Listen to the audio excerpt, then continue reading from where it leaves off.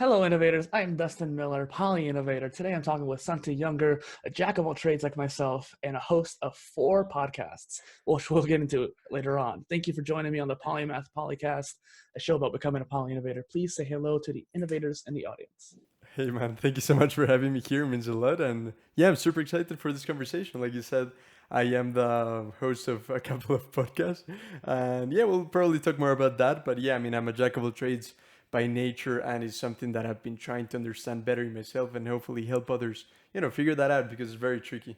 Yeah, definitely. And one other thing we definitely could go into is Stoicism, which I think I could learn a lot Yes. from you about. Hello and welcome to the Polymath PolyCast. So starting off the bat, share something about yourself that no one knows about you. Cool. Okay. So since I do talk a lot in podcasts, that there's a lot that I share. So I don't know if there's anything, that might be like no one knows. But yeah, I mean, I do have some hobbies that I maybe don't share enough with people. Like I'm just gonna walk through a bit of like the main things. Like you said, Stoicism is one of the main interests that I have. That is my main podcast. I'm on episode 50. It's been a 2-year journey. And yeah, something that a lot of my listeners now maybe don't know is that I am starting this new podcast on, it's called Tokipona Podcast, and it's like on this language that is similar to Esperanto. I don't know if anyone here has heard about Esperanto, but it's this artificial language to help connect the world, right? To help connect people so that if everyone had a language in common, everything would be better, right? So Tokipona has a bit of a similar goal in mind, but it's more of a philosophical, like thought process, right? So it's finding a way to express yourself with less words. It only has 120 words. I've been learning it. It's been super exciting. I think that's something super niche that a lot of people don't even know it exists. But yeah, yeah, man. Well, and I actually was really into Esperanto as well. I actually learned it from Nice. Duolingo, which is the app Yeah. for a language. And like, you wouldn't think that something like that would be on there at the time. And this was back in 2014, 2015 too, no Right. less. And I was really into it. In fact, I was learning Spanish, French, a little bit of Italian even, and Nice. Esperanto. And out of all of those, my favorite was Esperanto. Yeah, man. No, it's so good. I mean, Esperanto was the first thing that got me to this whole like language learning. My first language is Spanish. I'm from Ecuador, South America. But yeah, I mean, Esperanto really got me so excited for months and months. I didn't master it. I can still say a lot of things like I don't know, like minimi estas Santi. Or Yeah. the only line I remember is La Canabo Estabona. But Like another like, stubborn. Yeah. The boy is good. yeah, the boy is good. Yeah. And I don't know why that's what I remembered. And I remember like Duncan, which I think it's really cool. Has like some Yeah. Germanic influences and Yeah. obviously Like Latin Duncan. influences. Hmm.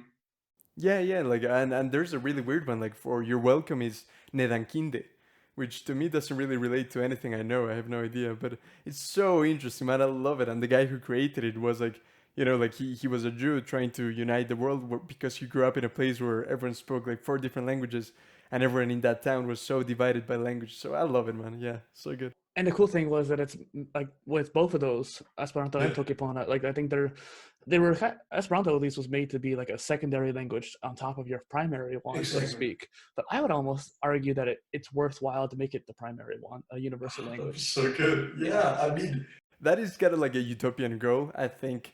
A lot of people, because you talk a lot about Esperanto when you're excited into these things and you talk to people and you introduce the idea. And I've had a lot of people who say like, no, I mean, why would I learn that? Isn't it better to have a rich language that you can express fully in? But, I always think like the best argument is kind of like, no, I'm not trying to say replace the languages you want to learn. Just add it on top, like have abundance mindset. Like you can learn an infinite amount of languages, right? yeah.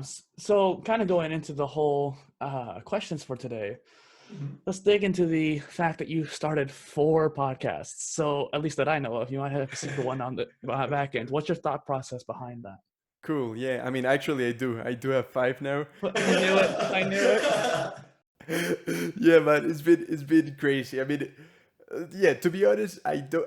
My goal was, ideally, like in an ideal world, would be to upload every week a new episode into things, right? But it's just impossible right now. So I have like maybe 2. I do them weekly, and the other ones I try to do them as much as possible. One of them is kind of like I batch produce. Like one day I just said like, okay, I'm gonna record 9 episodes today, and I just went crazy, right?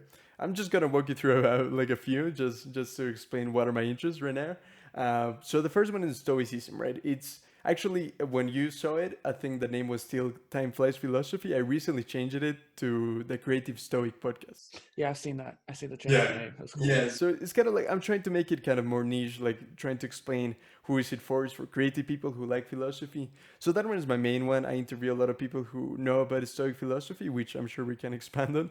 But yeah, man, it's all about the mindset. I think the mindset is the thing that drives everything forward, right? Like without that, you have nothing. So that is the main thing, and that has been my interest for the past 2 years. It changed my life. The other one is the Tokipona that I mentioned. It's very community centered. Like I do challenges of translation for the people, and it's really cool. And people reply. It's very interactive. The other one is my oldest hobby, which is magic, street magic. So with cards and illusions and performance, that kind of stuff. Like I started doing that when I was 14, which now is like 10 years ago. And yeah, man, that inspired a lot of my other like hobbies. Like then I got into filmmaking, which because of visual effects, because of magic, I started playing a lot with visual effects, right? And started learning how to edit. And like 8 years later, I started filmmaking, and now I'm graduated already a couple of years ago. So yeah, that sparked that, which that got me into now making video tutorials, DaVinci Resolve, which you told me that you use as well. Yeah. So yeah, I'm starting that on YouTube. It's not released yet, but hopefully it'll be released soon. Just not bore the audience. I'm gonna go a bit faster. The other one is the one that you found, which is Unspecialized, another podcast on being a jack of all trades. I just had a lot of thoughts, and I said like I'm gonna start this, even if I don't keep it weekly. I'm gonna share some of my thoughts. I'm losing track. Let me see. I have another one on. Well, and one thing that keeps nagging me is like, as a polymath and as a jack of all trades, both Yeah. different levels, but both being that generalist kind of mentality, you want to do all these different cookie jars. And there's also the business acumen that people say, oh, you got to focus on just one thing and build it up. But what I would say is this, it's not necessarily focusing on just one of your podcasts. I think it's more about focusing on one skill. So like the skill of batching and being able to schedule it out. And then, or like the skill of, I would even say like, I'm not saying to change what you're doing, but like maybe make one podcast, a Santi Younger podcast, and then put all of that into one. And I feel like that would make it easier for you. So then you are staying consistent, quote unquote, because you're still releasing weekly. Exactly. No, man, I've thought so much about it, and it's awesome to have your advice because I was really debating for a couple of months, like, should I change this podcast into the Santi Younger podcast? And it's gonna be about everything, absolutely everything.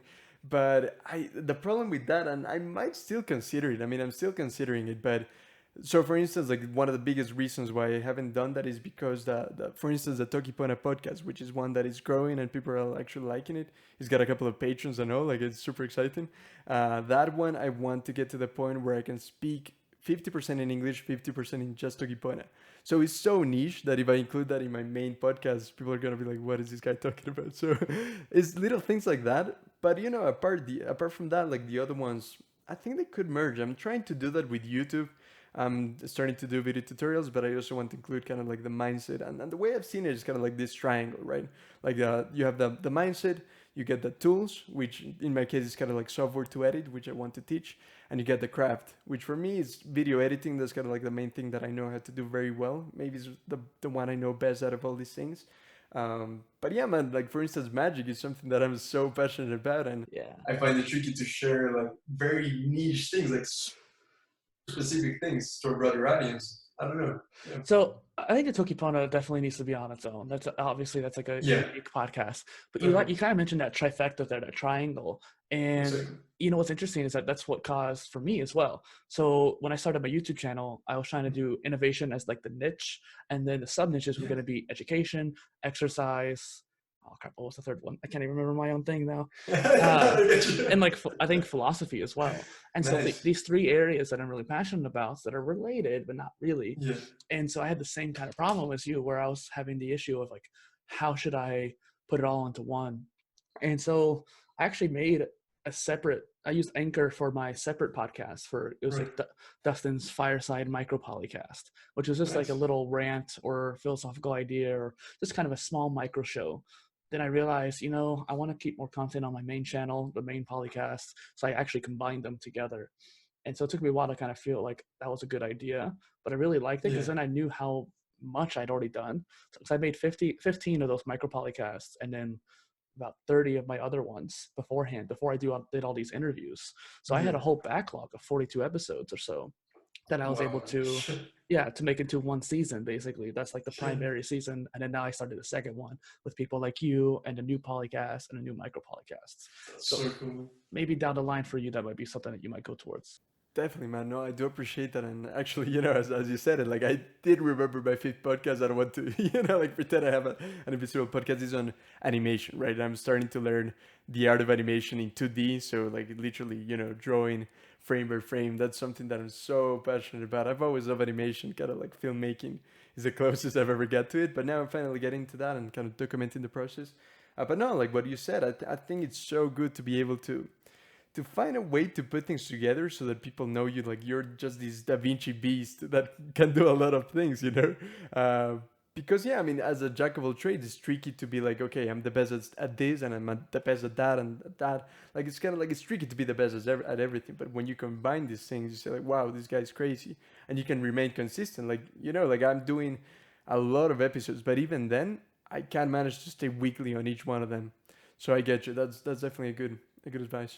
Well, and I think one thing we might want to define here is the jack of all trades and polymath and generalist. These terms I almost Yeah. see as a spectrum rather than separate ideas. I And agree. so a lot of people say jack of all trades is like unspecialized and unknowing, that kind of thing. It has just too much width. And I agree to the point that it's a low level of knowledge, but it's Yeah. wide width. Polymath and generalists are like a step up, polymath being high on Definitely. top of that. So what's your thoughts on that? Cool. Yeah. Wow. I mean, this is such a cool topic because I've thought so much about it. Like the podcast that you found, which is called the Unspecialized podcast. I'm actually, kind of making a joke out of it, like the way people see us as jack of all trades. I do say I'm a jack of all trades because I am not yet in the level of a polymath, at least not what I consider, like. Yeah, I mean, a polymath is someone like Da Vinci. Like Da Vinci is my all-time hero. I think everyone's, like every jack of all trades admires him as the ultimate polymath because that guy's just crazy, like we all want to be like him. So yeah, I do believe polymath means like you actually can be the best in this thing, in that thing, in that thing. Whereas to me, a jack of all trades, I have to find a way to integrate things so that I stand out, or like finding something that maybe I'm better at and trying to make a business out of that. Whereas the other ones could be more of a passion project. So yeah, I mean, jack of all trades to me still has a lot of like subcategories.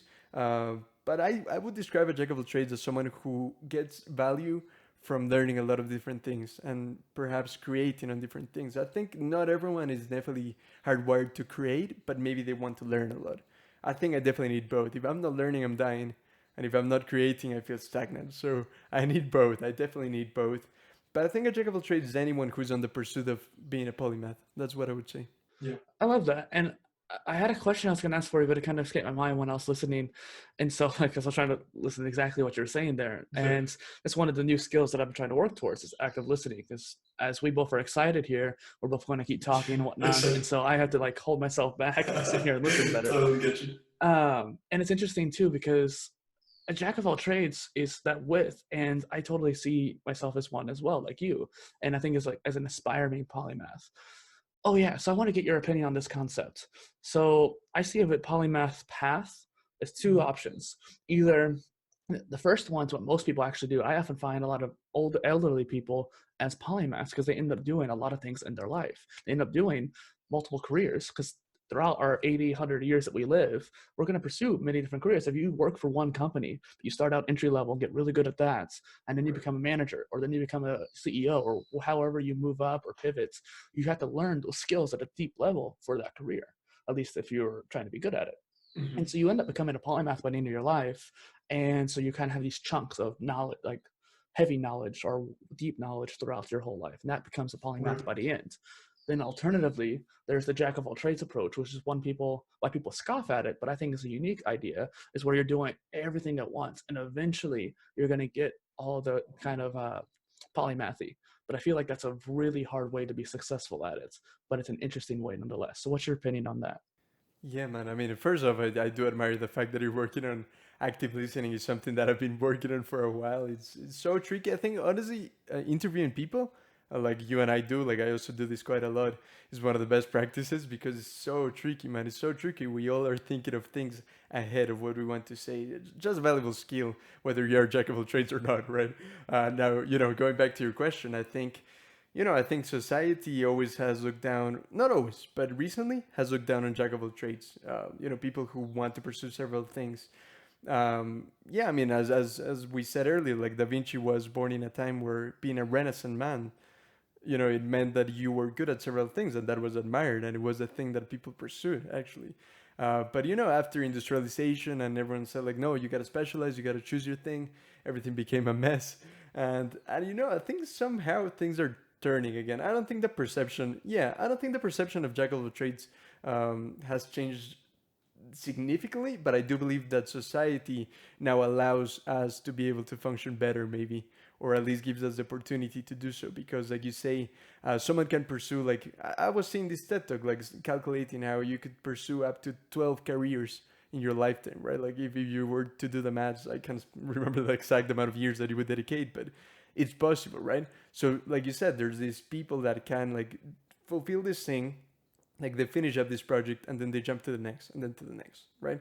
Whereas you and I were more like, I want to do it all and I want to learn it all and I want to find a way to make this work. It's all about finding a system that works for you, right? So yeah, I mean, in a lot of ways it's still tricky, but I think it's definitely possible. And I think, something that kind of has always bothered me a little bit is this analogy that specialists give you about the donkey that dies of starvation because he can't choose between like two different loads of food, right? Like he has one here and another one here. And because he can't choose, he just doesn't eat, right? They say like, you are the donkey. If you don't choose, you're going to die. Man, yeah, I mean, I love the book Refuse to Choose by Barbara, right? Like it's such a beautiful book and it tells you like you don't have to choose, you have to change your environment. Don't change yourself, change your environment. Well, and what you're kind of alluding to is the act of settling down. And so there's this YouTuber called named Clark Kegley, and he has a channel called Refusing to Settle. And so he has this like his people. I call my people innovators and polymaths, but his people are refusers. So people who are refusing to settle to the standards of society. And I think that's a really good analogy to what you're saying as well. And I think that people see it as a donkey not able to decide which food to eat from, but a real jack of all trades is the donkey that eats them both and just kind of goes back and forth and like that kind of thing. And what I think is interesting too is that when it comes to content creation, like you're saying, we want to find a way. And so when I started learning social media marketing, for example, every single expert was saying, focus on one. And the problem is you can't be. Like if you want to be successful in this modern era, you can't just focus on one. You need to build up the audience where you can have engagement. Sure. But you need to be on all platforms, take an omni-channel approach, as they say, in order to really be successful. So this kind of leads into another question I want to talk to you about. Since you have 4 podcasts, now 5, do you worry about burnout and how do you expect to keep up with it all?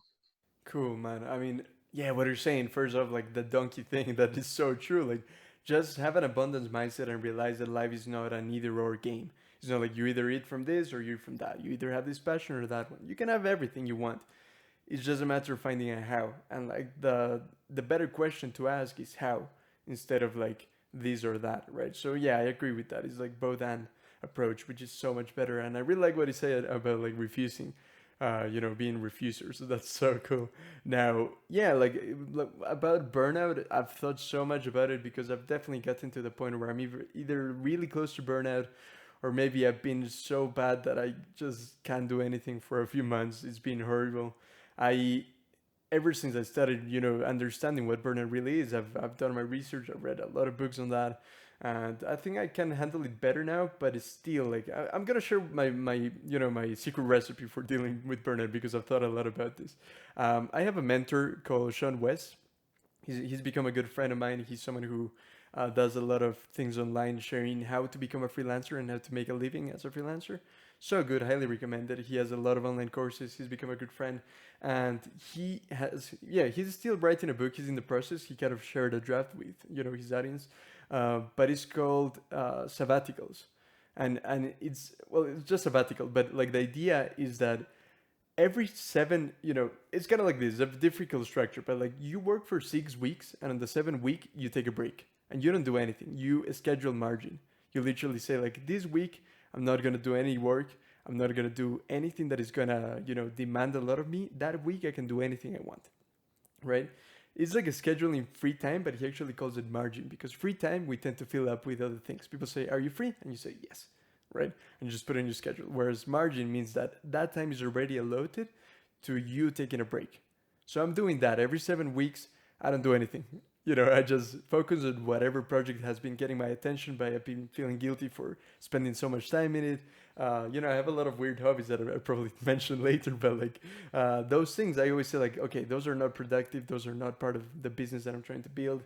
I don't want to do it right now. But I could just reconsider things again in my break, in my sabbatical week, and I'm gonna, if I want to, in the moment, I'm gonna choose to do that, right?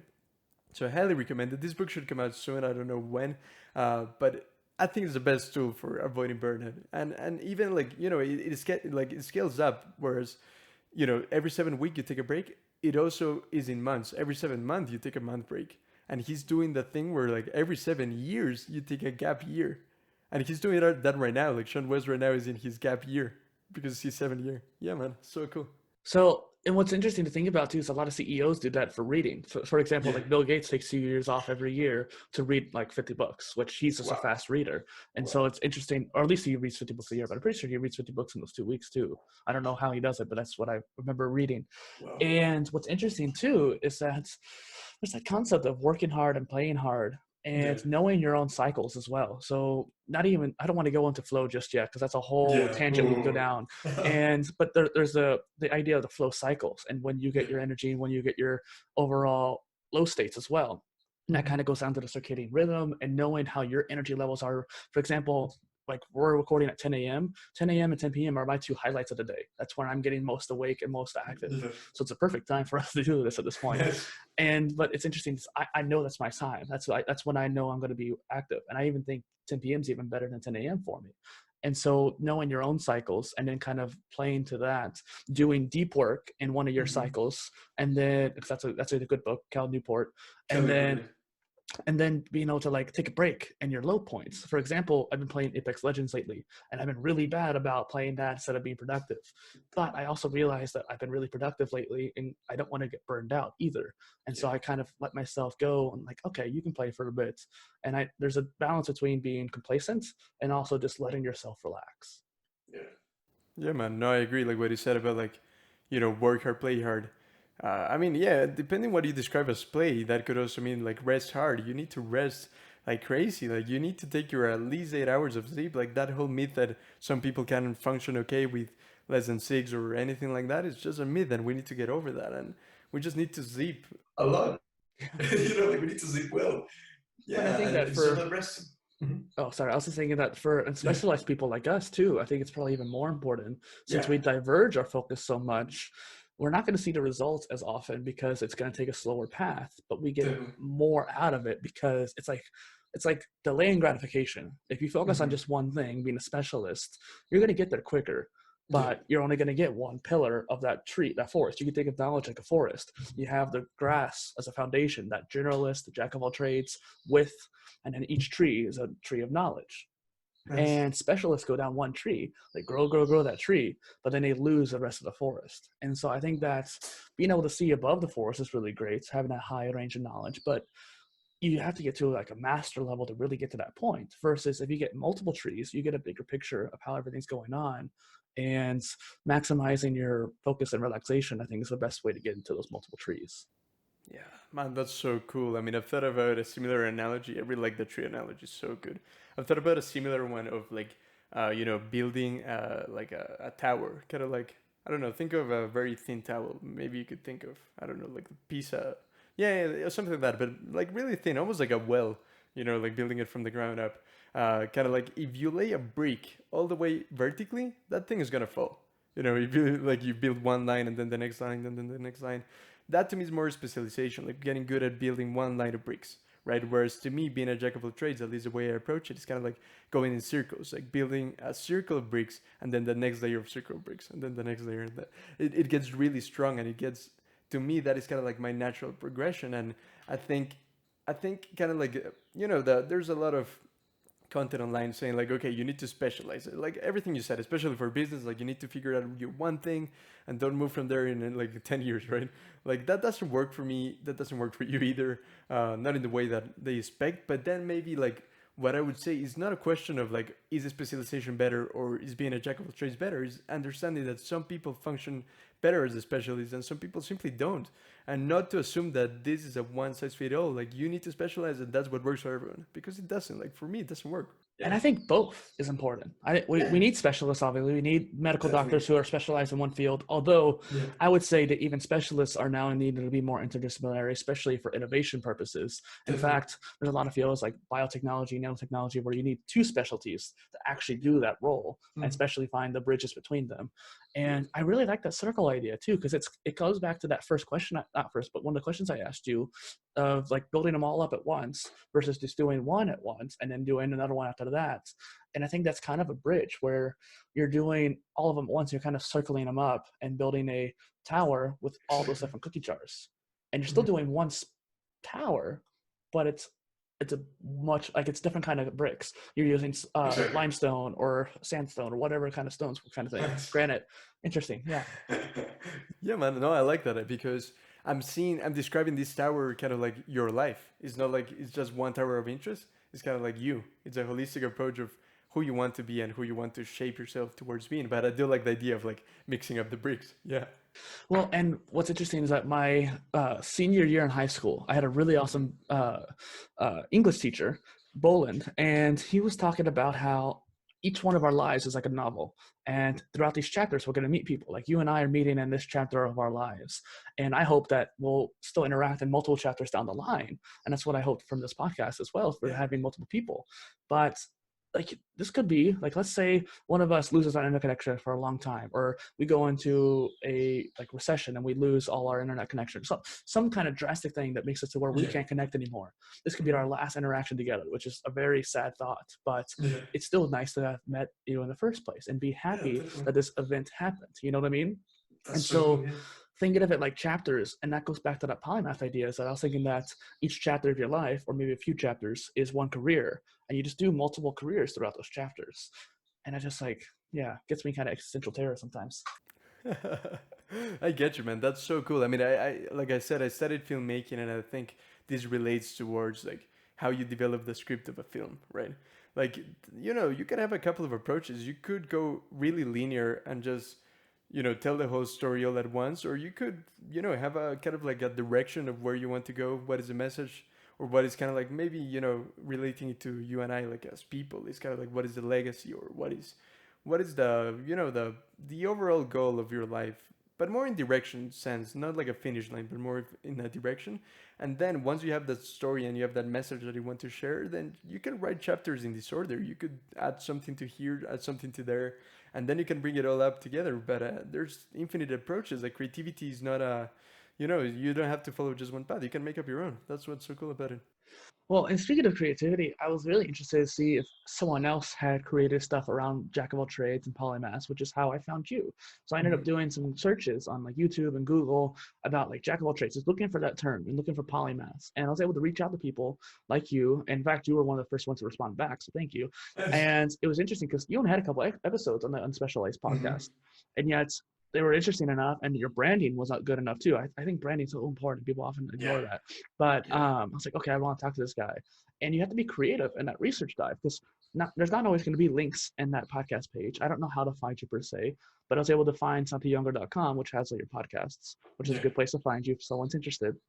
And it was interesting because I was able to go through a trail and find more and more about you. And then I found all the other podcasts. I was like, okay, this guy definitely needs to be talked to. But it was just interesting because what got you started on that one specifically? Like, obviously, we're both jack of all trades, personality-wise, but what got you started making that like show?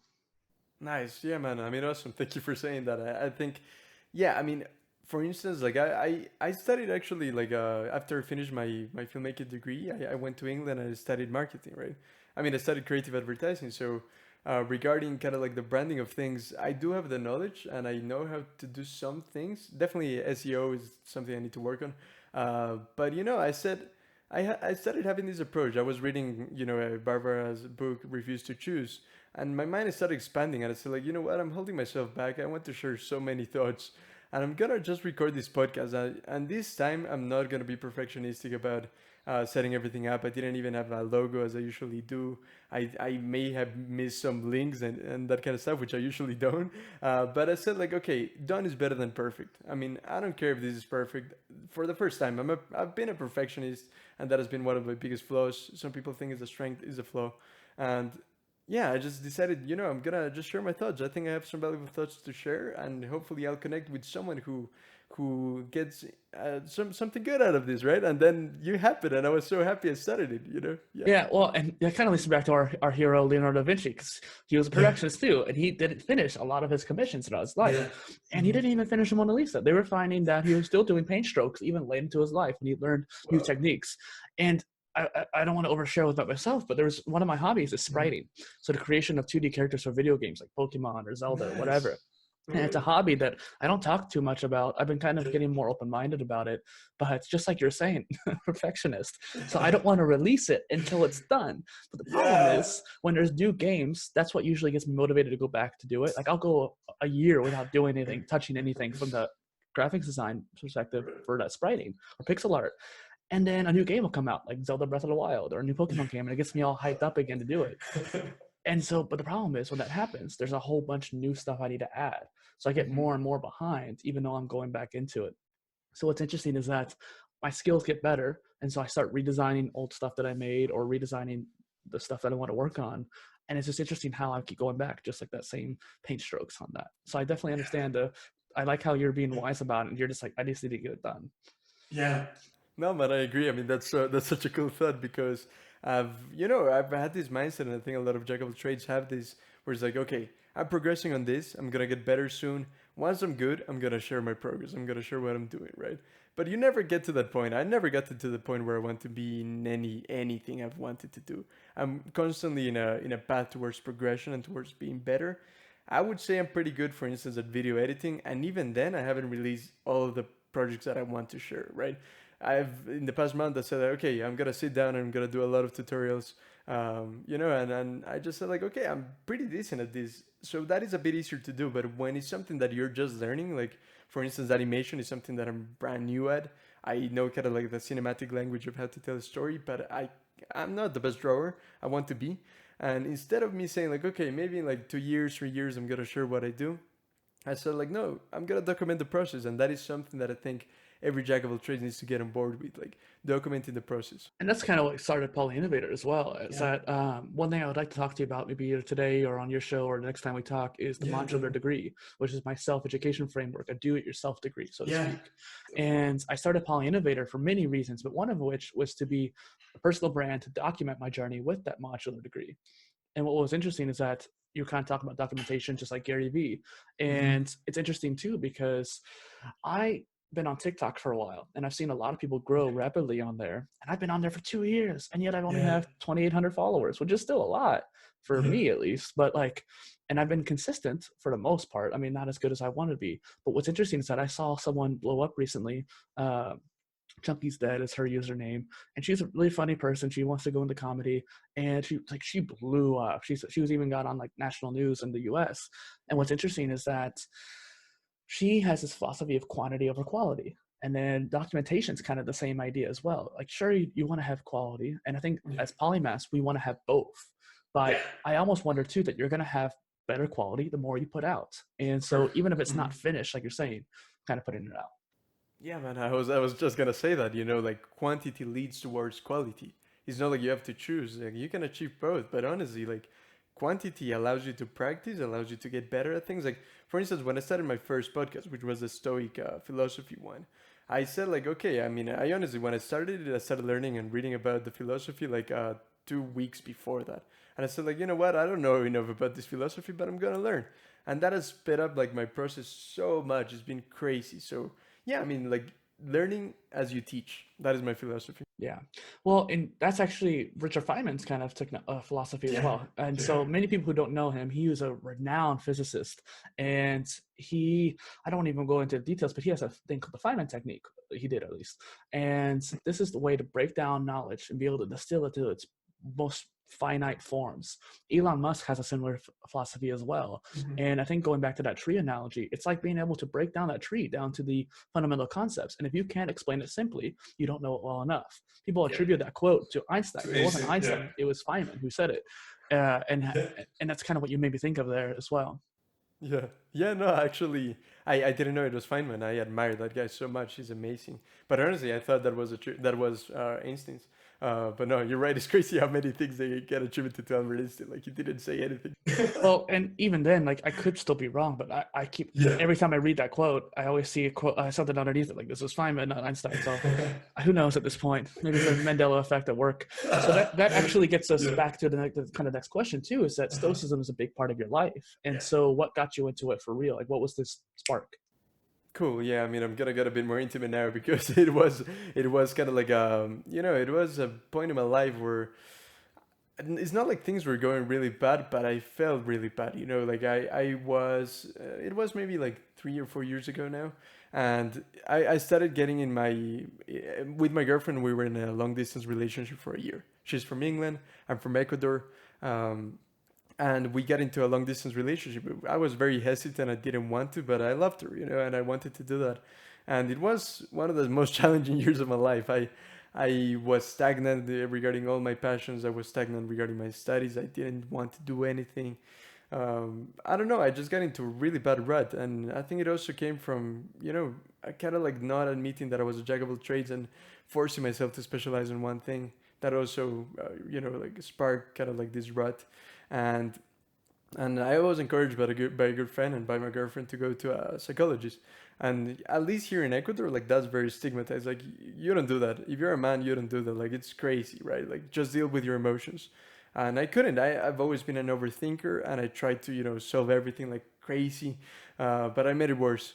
So like, that changed my life. I went to that psychologist. It was a very good experience overall. It was very challenging, but yeah, I had to like let go of the ego and just say, like, no, I do need help, and you do need someone who can point me to some other way of thinking that is not related to overthinking. Like, that is not helping me, right? And it was really challenging. But then she recommended a book, and she didn't know about Stoicism, but she recommended a book that mentioned Stoicism, right? And that book, that was a book that changed it all. Well, what book is it? Yeah, man, is negative thinking, right? And it's called what is it called? Something for people who can't stand positive thinking, something like that. I can't remember the exact title, but yeah, negative thinking. That is the title, and it talks about the power of negative visualization, which he said it was a Stoic practice, and I was like, what is this? I've always tried to be so positive, so optimistic my whole life, and now I feel horrible. So I was like, what is this thing, right? So I started getting so deep into Stoicism, and I realized that negative visualization is not to say that everything's gonna be fine, don't worry, everything's gonna be good, but actually say, like, what is the worst that could happen? Like, if I do this thing and things go really bad, what is the worst that could happen? And when you have that very clear, your fear goes away. Like, your fear, reduces to a level where you can just act on things and you're not so paranoid about things. So that really sparked things for me. Yeah. I love that. And one thing it keeps reminding me of, like, we were talking about time management earlier, and now we're talking about stoicism. In fact, the last guest I had on the Polycast, which will be released before you too, so when that gets released, I encourage you to watch it. Same for the people listening in. What's interesting is that she has an opposite kind of mindset, where she's like almost an anti-stoic in a way. Really? And she respects the stoicism idea. She was very open-minded, but it was interesting how she focuses more on the positive thinking. And it's just interesting how people perceive that change. And regardless of which one you choose, I think the fact that you're just pursuing that thinking in general is often very important. And it's a deep level of thought, not superficial. And so the Stoic is more about calming the negative, and then the positive is more about manifesting something good. And I think that having both in some way, if you're able to manage both, I think it's a really polymathic idea to have both. But I think that's really focusing on one and then bridging them together later down the line is important. But I really love the way that got you into that stoicism. And one thing I resonate with you is that actually 3 years ago, I wonder if we hit it at the same time, but late 2017, I hit my real big burnouts, and for multiple reasons, but for at least the whole month of December, part of November, and the first week of January, I couldn't do anything. I stopped working out, which as a personal trainer was a no-go. And I stopped pursuing any self-development. I stopped doing any kind of content creation whatsoever. And it was a horrible feeling. And so I get how when people get into that state, it's really hard to get out of it. And ironically, Gary Vee actually helped me get out of it quite a bit as well, because I started doing my self-development, which, as you know, is kind of an easier thing for us to do. It's something like we're interested in learning. And that was able to pull me out of it. But it took the whole month of January before that really got out of it. Yeah, no, man, I get you. And yeah, like regarding what you were saying about like positive thinking and kind of like more of that approach, is again, abundance mindset is not saying that this negative visualization technique is the opposite of being an optimist. Like, actually, I'm not encouraging at all being a pessimist. Like, it's not about that. It's about living your life to the fullest, being tranquil and being calm that life sometimes unfair and things don't go your way. And it's very unlikely that everything will go your way. So you take the power out of negative events when you recognize them. When you acknowledge the bad and when you acknowledge what could go wrong, you're empowered towards acting, because, fear, a little fear is going to keep you alive, right? But a lot of fear is going to keep you asleep. So the more you fear, the less you live. And you need to get rid of that fear. And the best way to me is Stoic philosophy. And I honestly believe that a lot of us with self-development, we want to get into a path that is going to help us be better people. Like, that's the goal. Everyone's trying to do that in one way or another. Some people go towards more vice and addictions, but a lot of people also, like they want to make an effort, and they read a lot of self-help, this kind of stuff. But honestly, I think if you are in this pursuit, like someone listening to this, and you're in this pursuit, go to the classics. I mean, people in Greece and Rome, they figured a lot of things out that we can't even like really comprehend how the hell they got to that point where they understood so much about life, but they did. And we need to learn from them. I honestly think like that's where it's at. Well, first thing, I think that they just had a lot of free time for the most part, which is what's interesting is that we're on quarantine right now. So maybe there's going to be a lot of philosophers blooming during this time. And one thing I want to mention is that I don't think Stoicism is pessimistic. A lot of people view it as it is. You see a Stoic and you see someone who's kind of like brooding or something like that, but it's more about, they're not brooding, they're just in their thoughts, understanding how the situation's occurring, how they need to react to it. In fact, they're trying to find the proactive path to that negative visualization. And so it's almost optimistic. Not almost, it is optimistic of a path. You're trying to find the best reaction that you can have, which is an optimistic pursuit through that negative visualization. So that's the real kind of key I want people to visualize there. Definitely. Wow. I love this conversation, dude. So much already. Yeah. So this kind of leads into, I think, what we both actually kind of feel like, but the question goes like, you seem to be taking a liking towards the idea of becoming or being a serial philosopher. And I, like I said, even the question here, I resonate with that quite well. What sort of philosophy besides Stoicism do you like? Cool. Yeah. I mean, honestly, like to me, Stoicism is a core, and I think it applies to everything in my life. I don't think it's for everyone. It's a difficult philosophy. It asks a lot from you. Everyone can apply the tools, but not everyone can embody the whole way of living. It demands some kind of like hardcore beliefs, and I think they're beneficial. I think they're all good, but it's not easy, right? I'm more kind of like a baby philosophy. Like something easier is minimalism. I honestly believe that minimalism is the way to go. To me, I always compare minimalism and Stoicism in the sense that Stoicism is dealing with the things inside, and minimalism is dealing with the things outside. They both can affect the other. When you deal with everything inside, the external world changes. But there's a way that if you change your environment, of course, your inner world is going to change as well. So it's two different approaches. Honestly, I believe minimalism is easier. It's kind of like more beginner's way to start. And you can segue into Stoicism later, but minimalism really demands from you, like, stop believing in all the things that society tells you to believe. Yeah. And you don't need to buy you don't need to buy all that stuff that you crave. Like, all these desires and all these needs that you call are really damaging you, are really not allowing you to be the person you want to be, because you are so focused on the material that you cannot focus on what matters. I believe that truly, yeah. It distracts you. And I mean, you can't, I'm going to use actually my camera here. So if you're on the Elevator, you can see just my room here is just completely clear besides my technology. So I'm a technologist minimalist. So Nice. everything but technology, I'm minimalist with. I But get you. like, I get you. Me but like, too. and it's just one of those things where that's one kind of thing I let myself have. But even Yeah. then, I actually am obsessed with making my computer smaller. You can actually see right here that it's already pretty small, Yeah, let's and go. like it's a powerful piece of PC, but I can make it smaller, and that's kind of like this obsession of Mhm. mine. And one thing I want to get into before I forget is that you jogged this idea into my head about a core philosophy, and so Yeah. one thing I've been kind of fighting with polymathy is that it's not about doing everything at once. It's about having some cores. Like a specialist has one core, and then really good specialists have a width. They have a T chart basically, Yeah. and then a dual specialist will have two teeth, two Yeah. teeth. But like a polymath has multiple. And one thing I think that's really important is micro focus, focusing on one core. And that's what the real true polymath does. That's why Leonardo was so successful, is he was able to focus a lot, micro focus, not real focus, but micro Yeah. focus on one core. And that brings me to philosophy, having a core philosophy and branching out into a forest beyond that. Because you need to have something that engages you so deeply that you actually care enough to read it and then Yeah. learn from it, practice it, and embody it. And then you can branch out to other ones and translate your philosophy into those other ones. So your core one is Stoicism. For me, I actually think Taoism is my core one. So it's interesting Nice. how, Yeah. talk about that because I want your Yeah, opinion. man, definitely. Okay, that's so cool. I agree with everything you said. I like the way you described the T's, how at Jack of all trades we have several. I think philosophy, at least the approach that has helped me, has been to really focus on one philosophy that you think could be the one, right? Like for me, Stoicism, I was very lucky. I found that one. Before that, it was kind of like more superficial things. I was very like motivated and encouraged to believe everything I listen to and everything I watch. So I got a lot of my philosophy initially before Stoicism from films and music.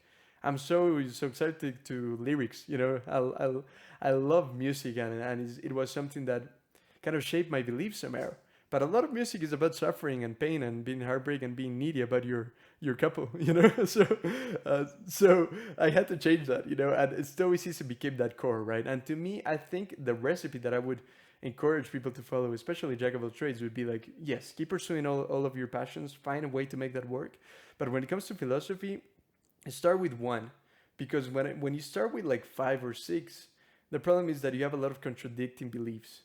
And contradicting beliefs can be dangerous because you don't know what to do. Someone tells you, yes, be positive about everything, and the other one's telling you, no, negative visualizing, things could be bad and you need to be prepared, and then you get just short circuit, you don't know what to do. So you need to choose, I believe. Yeah, and that conflicting beliefs is like that's why people often say quantity or is not as good as quality.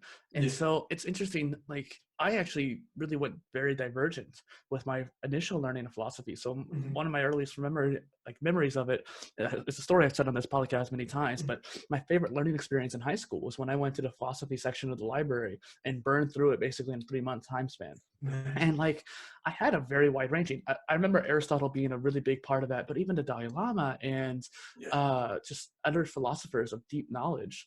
And so I had a very wide ranging, like a jack of all trades, but I wasn't focused on any of them. But I don't necessarily see that seen as a problem, like you're saying, but I do see it as a possibility that it could have been. I Yeah. don't know if it's just because you and I were lucky at it, like Yeah. we had an open mind, we didn't absorb it. We did. There's a philosophy in Greeks where you can take an idea, listen to it, but not believe in it per se. Exactly. And I think that's kind of what we took from that. But it's interesting that definitely the jack of all trades can be bogged down by that lack of focus in one. And I think that's one reason why people look down upon it. But I think the reason a jack of all trades turns into a generalist and then a polymath is that they're able to apply that micro focus. Yeah, I mean, there's actually, a quote by Aristotle, which is, it's the trait of a wise man to be able to engage with a thought without having to accept it, Yeah, right? that's what I was going for. Yeah, I couldn't Exactly. remember the quote for properly. Yeah, I'm a serial quoter. Yeah, so no, it's exactly that. It's? I mean, I'm not saying it's wrong to learn from different philosophies. Actually, that is a goal. At least for me, what helped me, because I was always interested in philosophy, but I never got deep into it until 3 or 4 years ago. And for me, it was more about like I chose Stoicism. I said like I'm gonna try this out. I'm gonna see how it shapes my life. It completely changed it. And then I said, okay, now that I think I have somehow deep knowledge about this philosophy. Of course, it's a long life journey, but I know enough about it to understand how I can shape my beliefs and how I can shape the way I react to things. Then I started saying like, okay, I mean, maybe I'm ready for other philosophies, and then you can create your personal philosophy. So to me, like Taoism has been one of the lately things that I've been reading quite a lot about, and it's just a beautiful philosophy. It's not so easy to go straight into the reason. Yeah. Yeah. One thing we might do is exchange resources. I'll send you Taoism stuff. You send me Stoicism stuff. That'd be so good. Yeah. And so one question I actually ask all my guests on the show is, what is a polymath to you? It's really important. I want to make sure we get into it today. Yeah, cool. Okay, so a polymath to me is someone who is just so in sync with life, so in sync with who that person is, that can really understand how to shape his life towards achieving everything that is inside, to manifest everything that is inside and project it towards the world, and to somehow give back that energy of life that we're given. You know, it's a gift that is so precious that a lot of people take for granted, and that manifests in it manifests in time. Like that's what we all have. So I don't have time is a cheap excuse. We all have time. We just don't make time. So like it's getting in sync with understanding how time works, how your attention works, and where to direct it so that you can give that life that you have inside and reproduce it into something for the world. That is what a polymath is to me. And you know what's interesting is that every time I ask that question, even people who have never heard of polymath before the day of, like some people had to look it up the night before, the day of, or even me tell them during the recording, and people like you who've known it for a long time, regardless of the dissonance there, I always get a really good response. And it's interesting how I think that by the end of this, like 10 years down the line, that I stopped doing the interviews for podcasts or something like that, and I have this wealth of knowledge of people saying what a polymath is to them, I think that there's going to be a new approach to that and a new ideology behind that, because it's interesting how you can really break it down to these different parts, and each person adds their own little part to it. I think I really want to build more people into polymaths, because I think that we really need more. I've been focusing on building innovators and trying to find more and more people like you who are polymathic or innovation-centric people. And I think that's really important, because I think, like you said earlier, that we're kind of approaching a modern renaissance, or maybe something opposite where it's like another dark ages. And I really want to avoid that negative pathway. And that's why I make this podcast. And the other content I create is to try to inspire people to make towards that positive choice. That's so cool, man. I think, I think your mission is so valuable. It's something I really admire because, I think there's a lot of, denial of being, like a lot of people who are jack of all trades and they want to be polymaths, but they've been encouraged so much by people they admire to not be one and to specialize, that they're just frustrated. And if you're not who you are meant to be, that is kind of like relating it a bit to fate, which is a bit tricky. But like if you're not who you were designed to be, because I do believe a lot of jack of all trades are born that way. If you are not your true version of yourself, you're just dying and you're just stagnant and you're just not you're just not contributing neither to yourself nor to others. So the more people start to accept their nature, their true nature, the happier they'll be. And a better world. Yeah, definitely. And I think that, like you kind of said, that specialists have kind of pushed down these generalists over years. And I think that's true. And I think that we've had polymaths all throughout these decades and even the past 100 years or so, but they've been stifled in a lot of ways, especially through education. I know, for example, myself, I wasn't able to really get a good education in school because I couldn't focus enough, at least at the time. I don't know if you had the same issue too, but so that leads me to my next question here is, like, what is your why? Like, my why is to make that change. What is yours? Nice. Okay. I love that question. I think it's so valuable to ask that, right? There's this, who is it by Simon Sinek, I think. Right. The golden circle, right? So the why is at the core of things. Then it expands into the how and then into the what, right? So when you figure your why, you can get more clarity into what is your direction. To me, my why is to learn and to create. I keep it broad like that. I've tried to narrow it down, but I always go back to that. I think it's kind of like I want to learn every day something new, and I want to allow the new things that I learn into giving me more energy to create more. So like to me, that's the order of things I learn so that I can create, and I want to teach as I learn. Like that, those are my goals. So I like keeping it broad because as a jack of all trades, that allows me to apply it to most of my interests. So yeah. Well, and what I got there is that there's a lot of people who say, oh, I want to learn every day, or I want to create. And a lot of people who say they want to do both. But your why is unique, I think, is that, like, for you as a person, deep down, your why actually has that input and output. And you have, like, you're accounting for both. You're planning for both. You're not necessarily doing one, then the other, or vice versa. You're trying to go for both from the get-go. And so you're trying to go for that quality and quantity, so to speak. Yeah, man. How about you? What is your way? So my why is something I don't talk about very often. Is that I want to help lead the Earth, the planet, globalization to becoming a Type 1 civilization on the Cartesian scale. So being able to use the entire energy that the Earth produces, essentially. Nice. Wow. Can you expand on that a little bit? I don't want to switch roles into interviewing you, but we'll do that some other time. But I still want to know a bit. Yeah. So yeah, definitely. I mean, I want to get into some other questions here for you, but what Yeah. the Cartesian scale talks about is how much energy a planet or society produces. So type 1 is a society who can use all the Earth's energy. So wind, coal. I mean, they stopped using non-renewables and they focus on like wind, solar, and hydro, and being able to produce, like being able to use all the energy that Earth produces. But then a type 2 would be all the energy that the sun produces. So you can even think like a Dyson sphere around it. And then a type 3 would be the one who could use the entire galaxies. And then you can get some more existential stuff down the line, which a lot of sci-fi is based off of. But a type 1, we're almost there. We're like, I think the numbers are 0.74, 0.76 on the scale. Like we're almost there. We're so used to using non-renewables like coal that we're actually kind of hindering ourselves for that progress, and it's actually damaging the ozone, as we know, and climate change is happening because of it. And one thing that people noticed, that when we went on quarantine, we stopped producing as much pollution. And so it's interesting how the canals in Venice were clearing up, smog in Beijing and LA were clearing up. And so when we started just focusing more on just kind of taking a step back and being more productive for the environment, we actually made a benefit from it. We didn't focus on that per se, but yeah. So yeah, I think that we have a lot of similarities and whatnot. And I think that something that would be interesting to talk about is share some of your new endeavors, like that new podcast you mentioned earlier, but what else or something that you're working towards as well? Cool. So I just want to clear something that I can't get out of my head real quick because I love what he said.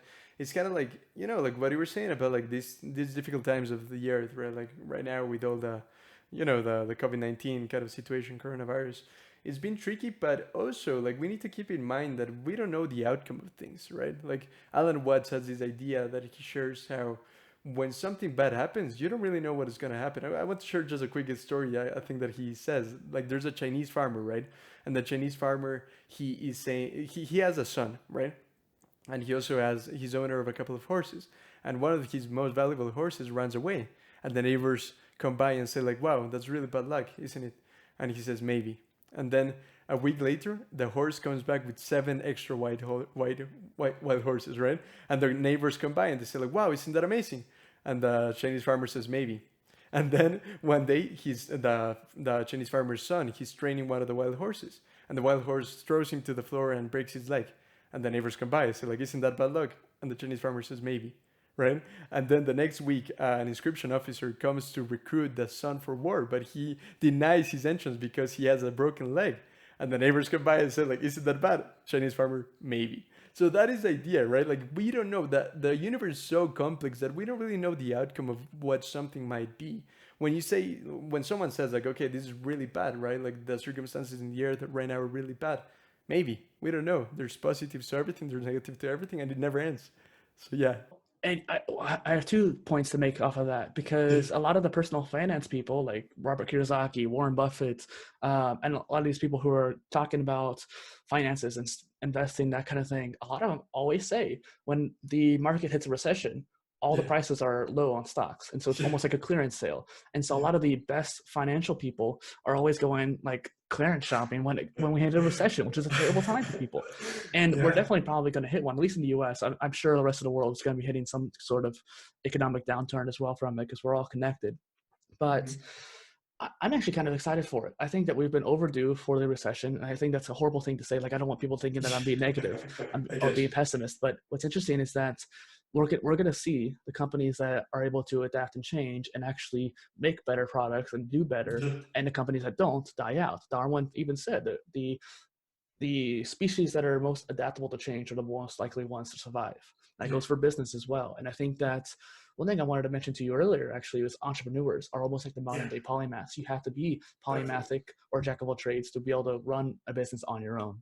And I think that because entrepreneurship's on its rise, we might actually have a lot of hyper growth in a lot of areas, because last economic downturn, the 2008-2009 crisis, a lot of businesses like Airbnb, Uber, and I think at least at that time, and like even social medias like Twitter, they all came from that downturn and were able to grow exponentially because of it. And so I'm really excited to see what comes after.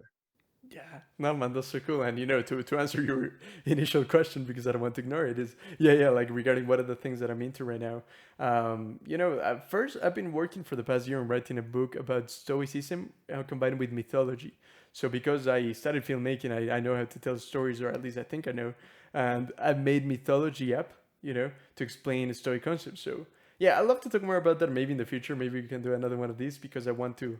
It's gonna be released maybe in like 3 months, so I'll definitely get back to that with that to talk more about that. But the other project that I'm really working on right now and really passionate is teaching people how to organize ideas, right? Teaching people how to organize their nodes. I think nodes is kind of like the unit that allows you to create anything, right?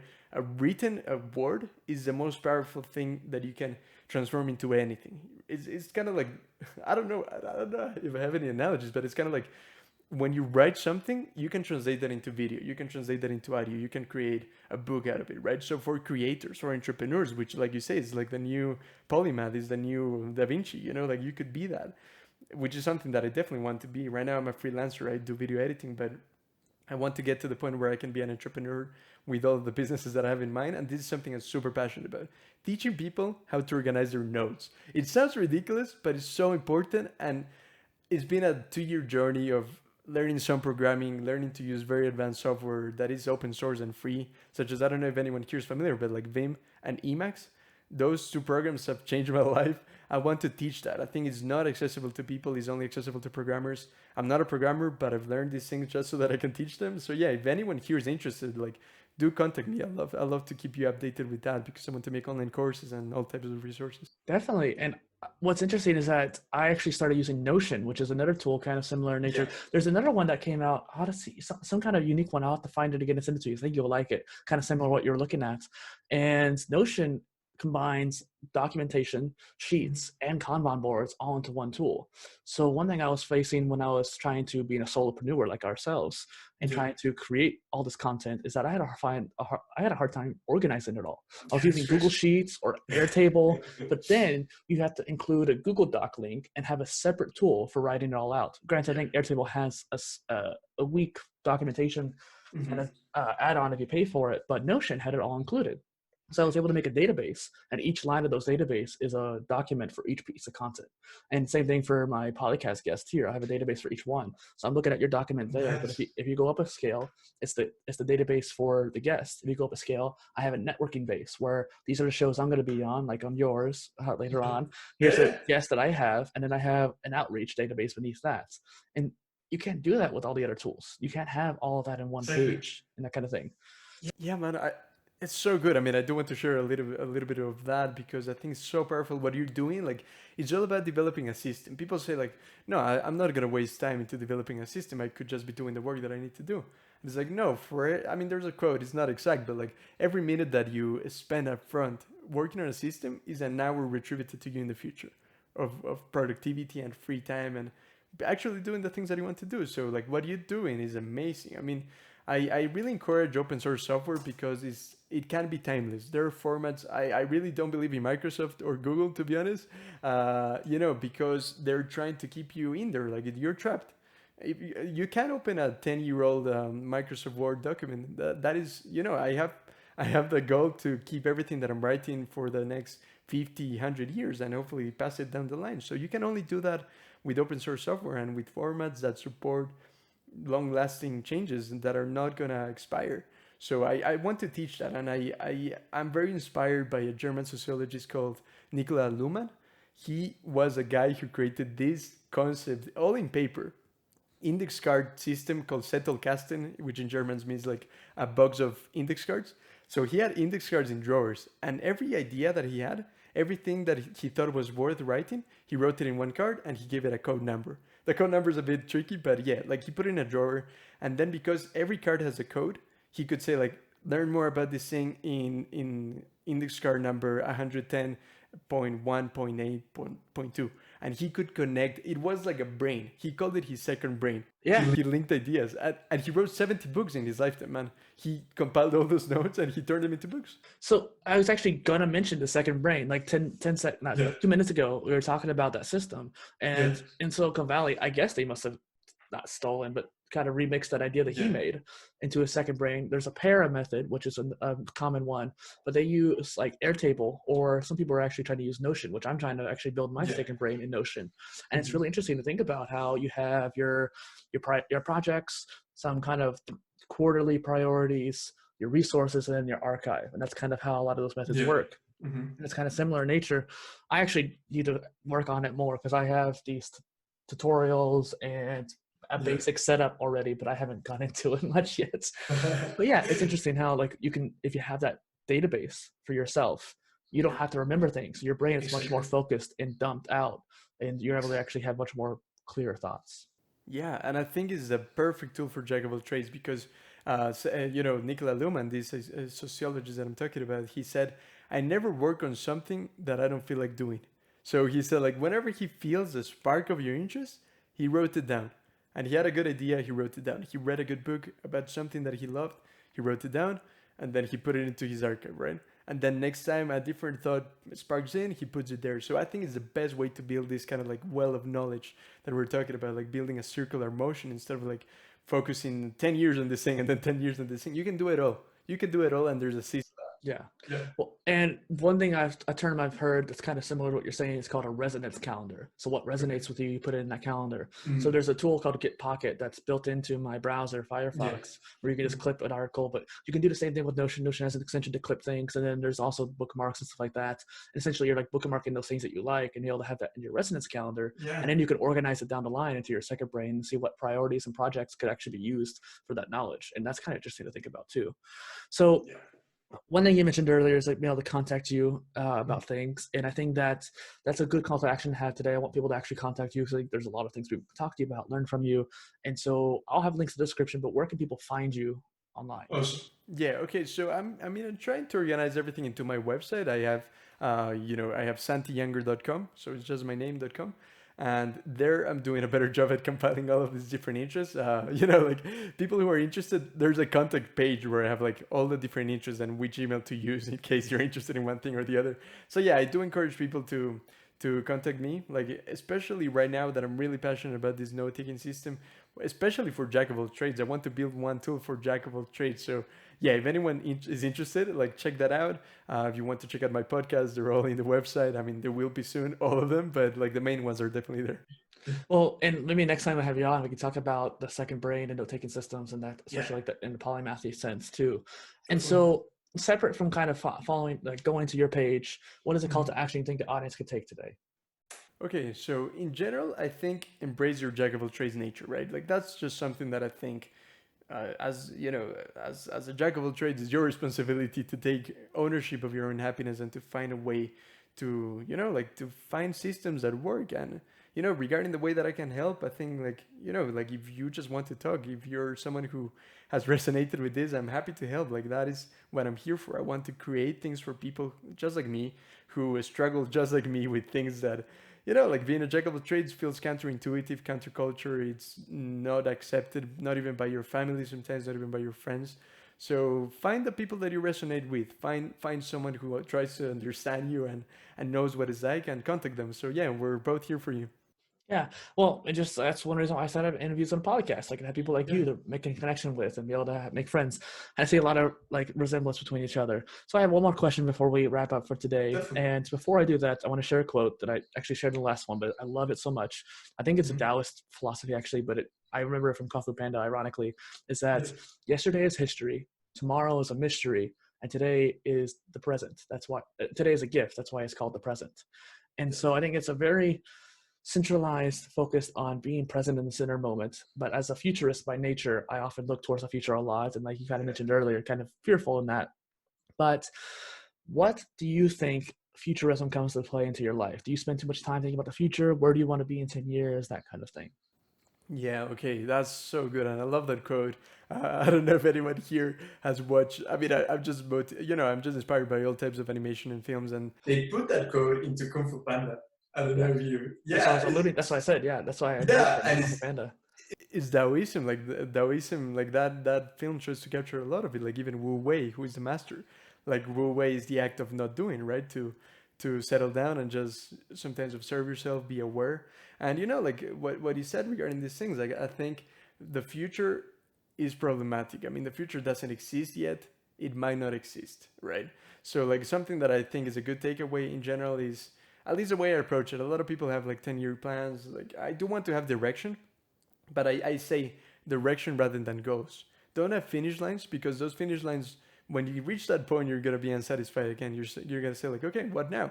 Am I happy now? No, you're not. You want something else. So just find a direction, something like a why, like what motivates you to just keep going until until it all ends. Like we need to recognize, and that's another powerful thought from Stoicism called memento mori. I have a tattoo on that, which is the idea that we must remember that we're mortals, and that this is not going to be forever. We have a one chance, and we don't know if there's anything after this. Like, why should we try to figure that out? Like, we have no control over that. Like, Stoicism encourages us to focus only on what we control and let go of what we don't, right? We don't control what the future is going to be like. We can only control the present. If you're not present, you're nowhere, right? Like, if you, eternity, like, this is an interesting concept. Like, eternity means lack of time. We tend to think of what comes after life as an eternal time, but eternity means a lack of time, like no time. So if you don't experience it now, you're never going to experience it. Like this is it. And we need to recognize that this moment is all we got, and you'll always be in the present. So that is kind of like my takeaway. I think the future is tricky. Have directions, don't have goals. At least that's the way I approach it. I'm not saying goals are wrong, but try to substitute that for a direction. Well, build a system. Usually, what they say, Yeah. like, habits are finite, goals Yeah. are finite, but systems are basically eternal Yeah. when it comes to your life scale. Exactly.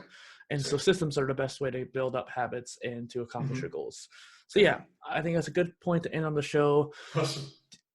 I love how we were able to kind of keep that whole energy flowing, and I think that everything we talked about really circled back around. So thank you for coming on the show. Thank you so much, man. And again, like I'd love to have you back in my show. So for people listening, that's gonna happen. We'll make it happen. Yeah, But yeah, man. Thank you so much. It's been awesome. Thank you. it's been a pleasure. Mucho gusto. Exactly.